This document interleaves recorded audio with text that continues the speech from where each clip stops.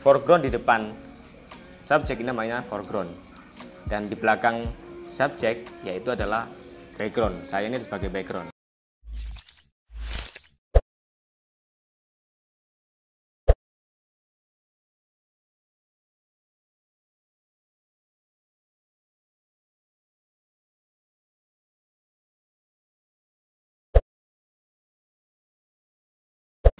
Assalamualaikum warahmatullahi wabarakatuh. Saya Alfian Adi Saputra, biasanya dipanggil Alfian Batuk, founder Otak Lensa Fotografi 2013 dan dosen komunikasi penyiaran Islam di Institut Agama Islam Sunan Kalijogo, Jabung, Malang. Dan di sini di konten ini saya akan menerangkan beberapa basic atau karakter memotret dengan menggunakan kamera smartphone ataupun biasanya orang memakai dengan kamera HP. Sebelum kita masuk di tips dan trik yang saya akan berikan kali ini, sebelum memotret kita pastikan cahaya matahari ataupun cahaya buatan, yaitu seperti halnya cahaya lampu. Usahakan ketika memang memotret menggunakan handphone itu pastikan cahaya harus terang, karena biasanya fotografi handphone itu lemah dengan cahaya buatan ataupun cahaya lampu. Biasanya itu saya memotret di pagi hari dengan cahaya matahari ataupun siang hari ataupun sore hari. Biasanya setelah sore hari ataupun malam hari itu sangat susah ataupun lemah di kamera kita memotret sebuah subjek. Setelah itu memang kamera mempunyai sebuah resolusi yang besar, tapi sensor di kamera handphone itu sangat lemah sekali. Makanya biasanya ada fotografi ataupun fotografer tanya, kok banyak noise ataupun kok kurang detail, itu memang sensor HP sangat kecil. Setelah itu sebelum motret, yang ketiga saran saya adalah usahakan sebelum motret kita bersihkan dulu di layar ataupun lensa kamera handphone kita. Oke, seperti itu. Dan langsung saja saya nggak begitu banyak obrolan kali ini. Yang pertama, timer. Kenapa? Karena di sebuah kamera handphone kita difasilitasi sebuah timer. Triknya adalah kita mencoba memotret dengan kamera selfie di depan. Nah, biasanya kamera selfie ini saya taruh di bawah lantai. Setelah itu saya timer dengan menggunakan kamera selfie.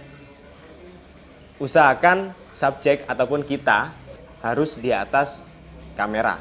Hasil ini saya akan seperti raksasa dengan angle low angle ataupun terlihat gagah seperti itu. Biasanya backgroundnya itu background langit ataupun pohon yang tinggi-tinggi seperti itu.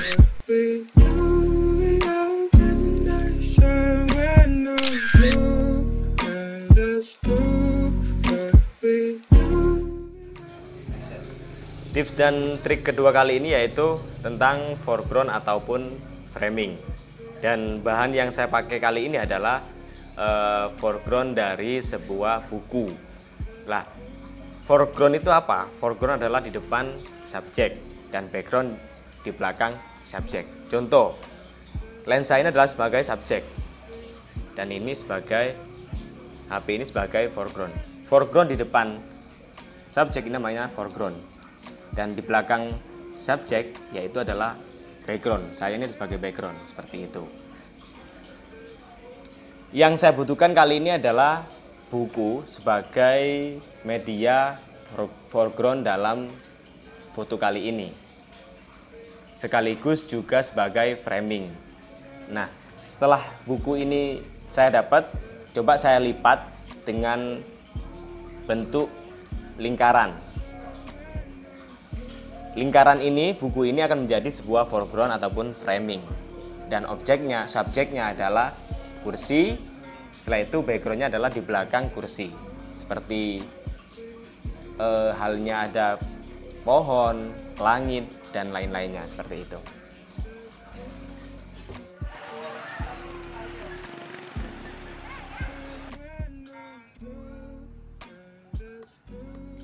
Tips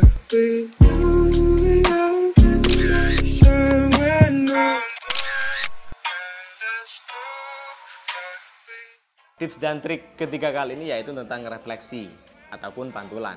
Nah, refleksi memang artinya pantulan, sebuah pantulan dari subjek ataupun objek. Pantulan kali ini bisa kita buat ataupun bisa secara alami. Biasanya kita buat dari handphone, kaca, ataupun kita buat genangan air. Dan alami itu biasanya dari hujan yang turun ke bumi, terus banjir. Nah, itu bisa refleksi alami yang memang kita nggak buat. Contoh kali ini memang kita buat dari pantulan HP. Jadi saya bawa 2 HP, yang satu buat motret, satunya buat pantulan ataupun refleksi. Subjek ataupun objek kali ini yaitu tetap masih di bangku, dan caranya yaitu HP pertama saya buat potret, HP kedua saya tidurkan seperti ini, cari pantulan di kaca, layar kaca HP.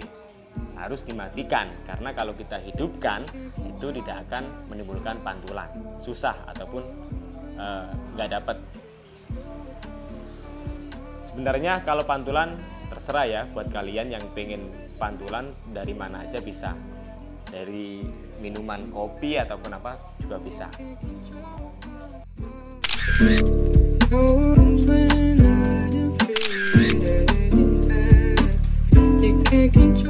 Tips dan trik keempat ataupun yang terakhir kali ini, kita membuat bahan dari botol aqua. Kita potong dari atas sampai ke bawahnya. Kita sisakan bodi atau tubuh botol ini, kita lobangi dari atas sama yang bawah. Nah, buat apa?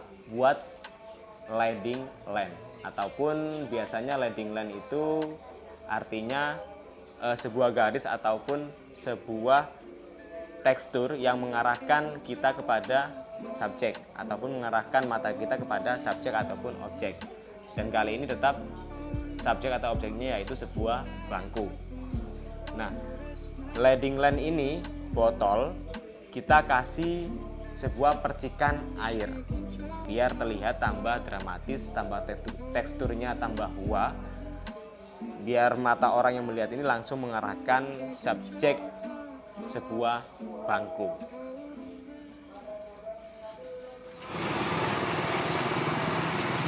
Saya ginikan dulu, terus saya masukkan. Nah,